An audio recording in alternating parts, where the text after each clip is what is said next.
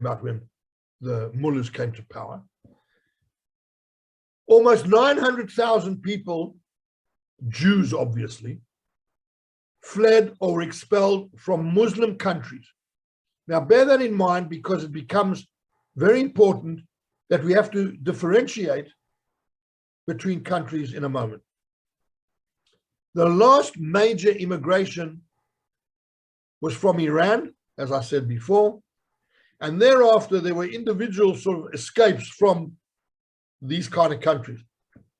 I remember I was in the army with a youngster who had walked, literally walked from Damascus to the border, and through the night somehow he'd got into Israel, and he was one of the last young Syrian Jews to become Israeli. And that was in 1974, right? So there you go. So it was right the way through and right up to the 80s. Okay. Now, the other thing we need to do is you need to distinguish between the North African Aliyot and the Middle Eastern Aliyot, because they are different. And as I said before, there were over 800,000, closer to 900,000, no one's exactly sure, of Jews who lived in the Arab world. Now, in the Arab world, in the North African region, means these four countries by and large. I mean, there were more countries, but these are the countries I'm going to focus on. Morocco, Algeria, Tunisia, and Yemen. I know I'm reading them because you can see them, right? Because that's where there were fairly large Jewish populations. Now, I'm going to start with Morocco because Morocco not only had one of the largest populations, but also Morocco now, as you would have seen in the news in the last, I probably should have put it up in the update, signed a military agreement. It's actually an arms agreement. They talk about a military agreement with Israel. Israel is now supplying arms to Morocco, serious arms, like drones and, all the sophisticated stuff. So we're going to start with Morocco, and you say Morocco is a really, really interesting example of a Jewish community that flourished and then didn't flourish. So in June 1948, right, you can see why June, the state's established in May 1948. The first of the riots and the anti-Jewish or the anti-Semitic riots, right, in Uja and Jira, I don't pronounce these things, but these are riots against the state by and large, right? And Jew equals Israel, therefore you are going to be killed. Between 1948 and 1949, that first year, 18,000 left the country for Israel. That's all, right? They were encouraged to leave all the way through the 1950s. I'm going to come back to that slide in a minute. King Mohammed V, he was the king at the time. He allowed Jewish immigration. Now, Jews were still there, right? They were still citizens, but Israel existed. He didn't want the Jews to be there. So what happened between 1961 and 1964 was Operation Yachi, where the Mossad, and it was really the Mossad, organized secret immigration. And close to 97,000, right, within 3 years, a huge amount, left secretly, by the way. Okay, it wasn't, come to the airport and hop on a thing. So they went via France and Italy. There were people like going on holiday to France, right? They would leave from Casablanca or from Tangier, right? As if they're going, and then onto Israel. But 97,000, remember, this is the 1960s, the early 1960s. right? Population is not huge in Israel. So they coming in, and I'm going to go back to this slide here. Just bear with me a second. The last one now, I don't know why that slide slipped in there. This last bullet point. The Moroccan Jews were always perceived as being positive contributors to Israeli society, as opposed to many of the other Sepharidi Aliyot, which were discriminated against, looked down upon. And remember, the leadership at the moment in Israel is Ben Gurion and the white Ashkenazi old men through the 50s. Moshe Sharet, Ben Gurion, Golda Meir. And they suddenly seeing these analphabetim, as they were called, illiterate, because they were illiterate as far as the white Ashkenazi old men were concerned. They couldn't read Hebrew, but they were very, very well-read, those that came from the cities.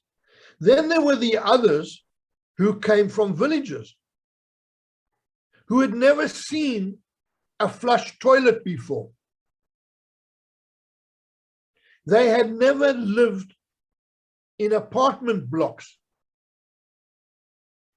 They would make a fire in the middle of the sitting room, and the Israelis would go berserk. What have we brought here? So the Moroccans weren't perceived in that same light, although I'm going to be careful here not to generalize, right? Because I remember when I was in the army, there was a garin of Moroccan youngsters who were really looked down upon until they proved how good they were, and suddenly everyone changed their attitude. But by and large, the Moroccan Aliyah was perceived as a very, very positive one. Whereas those coming from Algeria, and we're going to look at Algeria now, because Algeria is a good example of a very educated minority being forced to leave. First of all, it's related and absolutely connected to the end of French colonial rule in Algeria. Right, everyone's seen The Day of the Jackal. We spoke about before, when movies, become this docudrama. It wasn't a docudrama, but the whole idea of, of assassinating de Gaulle because he wasn't going to give them independence. But initially, and almost entirely, most of the Jews from Algeria went to France when it became independent in 1962. Why? Because of this bullet point. And this is for David particularly. In 1963, the Algerians passed a law called the Nationality Code, which excluded all non-Muslims from citizenship. What does that sound like? He said, and left a silence to be thought about. That's the law of return upside down, the wrong way round. If you weren't a Muslim, you couldn't be an Algerian citizen automatically. There were all kinds of things that had to go. If you had money, obviously you bought, doesn't matter. But the attempts to encourage mass immigration to Israel didn't succeed. And the overwhelming majority, have a look at this number. There were 140,000 Jews, Algerian Jews, who had French citizenship. Remember, Algeria was a colony of France. So you had French citizenship. The same way, if you were Australian in the 1950s or South African in the 1950s, no, South Africa was already a republic. It wasn't a republic. 60 was a republic. In the 50s, you had British citizenship because it was a colony. Of the 140,000, a minute number went to Israel. Why? Because France was a hell of a lot more attractive in the 50s. And Jonathan can give us an example of what it was like growing up in a tzena, right? When you were on rations and you never saw fruit or eggs. So why go to Israel where this country can, might not even survive, never mind live like I lived in Algeria in the upper middle class. I'll go to France. And that's why France today, by the way, not only do the Jews go to France, but a lot of the Algerian non-Jewish French Algerians went to France. And in Paris today, you've got a serious problem of North African minorities who were discriminated against. And who do they turn against? I don't have to go into that. So that was Algeria, very different from Morocco. And then the next one becomes even stranger because Tunisia had a fairly large population, 105,000.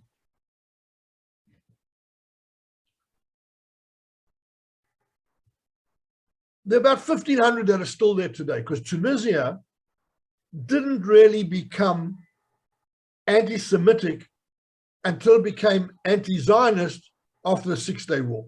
The Six-Day War did, and we'll talk about that when we go on as well, but the Six-Day War was also a turning point. Much more than 48, by the way, in the sense of the way governments relate. But that's also debatable because 850,000 people were turfed out of Muslim countries in 48, but in 67, it became different. Anyway, so there are about 1,500 there. Tunisia became independent from France in 1956. And then 67 saw this sort of anti-Jewish policies. They were passing anti-Semitic laws, basically, right? And the Jews there, those who were smart enough, saw the writing on the wall, and about half of them went to Israel, as opposed to the Algerians who went to France. So that's the North African part. Okay, I chose those 4 countries because each one of them has a different tone to it, a different style to it, a different emphasis to it. But these are all people coming from Muslim countries. And the one country I want to talk about tonight from the Middle East, because these are the 4 we're going to look at, but there's only going to be time for one really. And that's Iraq. Because Iraq is a particularly problematic country as far as the Jews are concerned, right? Why? Because first of all, Iraq is where Babylon was. There had been Jewish presence in Babylon from the days when the temple was around. Okay?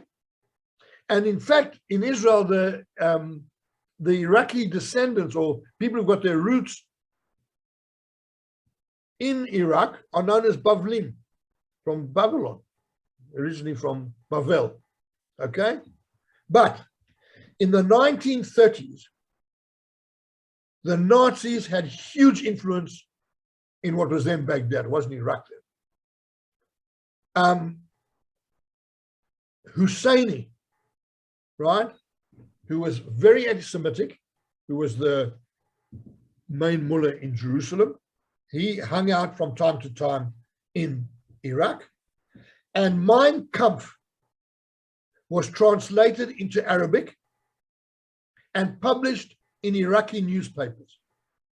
Now, there was a seed there of serious anti-Semitism.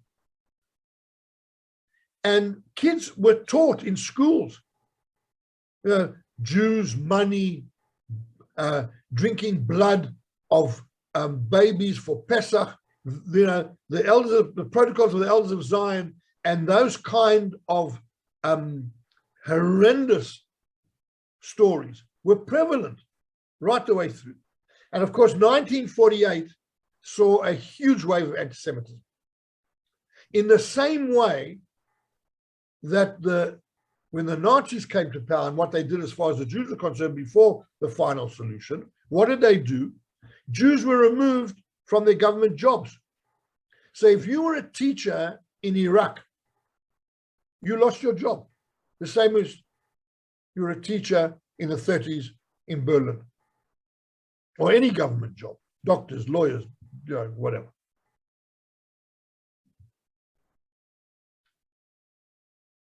But there was pressure from all over the world, right, to let the Jews go.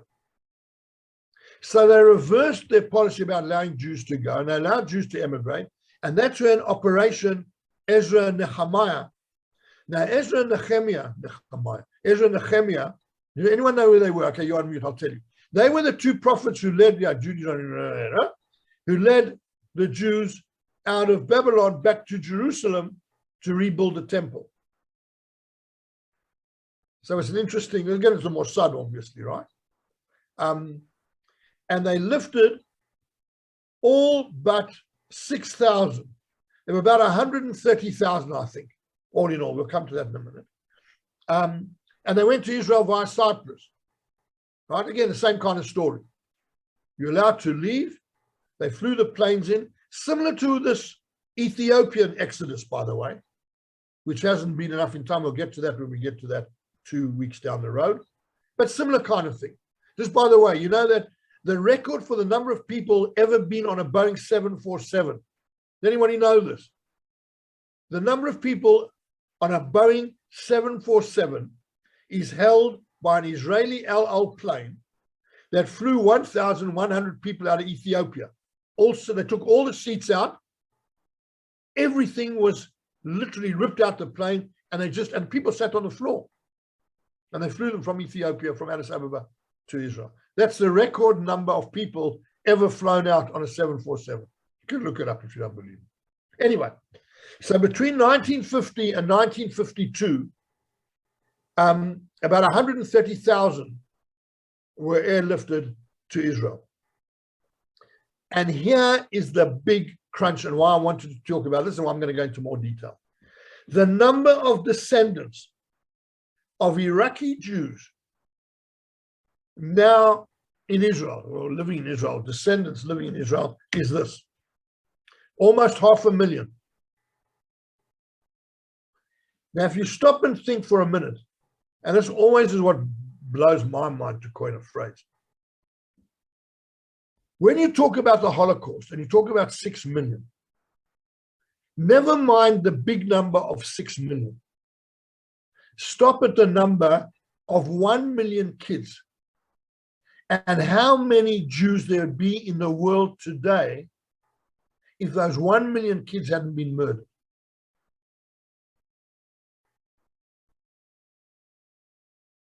He says in the silence. Revert back to the Iraqi Jews, right? So the Iraqi Jews, now the Sepharidi Mizrahi community, was said when we come to the other 3 countries in a moment, not a moment, next week, we're not going to have time to do it.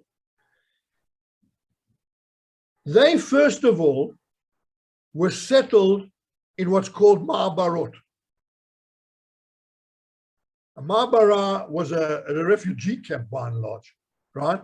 But unlike the UNRWA refugee camps that are kept as refugee camps and people are kept in tents and fed once a day with, donations that come from the world, that only keeps it going, these Ma'abarot were turned into towns.